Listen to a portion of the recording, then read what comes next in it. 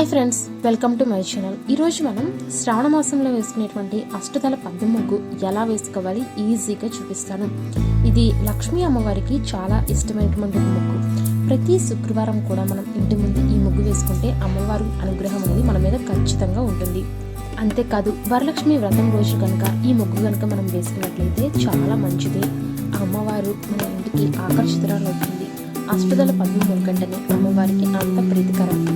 ఆ ముగ్గు ఎలా వేసుకోవాలో స్టెప్ బై స్టెప్ ఇప్పుడు చూసేయండి. నార్మల్ పద్మ ముగ్గుని మనం ఎలా వేసుకుంటామో దాని సేమ్ అలానే వేసుకుంటూ కొంచెం స్టెప్స్ మార్చుకుంటూ వెళ్ళాలి అంతే అనమాట. చాలా ఈజీగా వేసేసుకోవచ్చు. పద్మ ముగ్గుకి మనం ఏ విధంగా అయితే గీతలు గీస్తామో అదే విధంగా వేసుకోవాలి. అలాగే 5 చుక్కలు, ప్రతి గీతకి ఎదురుగా మనం 5 చుక్కలు పెట్టుకోవాలి.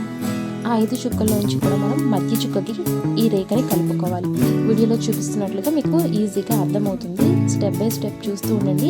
వీడియో స్కిప్ చేస్తే మాత్రం మీకు ఎలా వస్తుంది ఈ ముగ్గు అనేది అసలు అర్థం కాదు. కాబట్టి మన ఛానల్ ఇంకా మీరు సబ్స్క్రైబ్ చేసుకోలేదంటే తప్పకుండా సబ్స్క్రైబ్ చేసుకోండి. అలాగే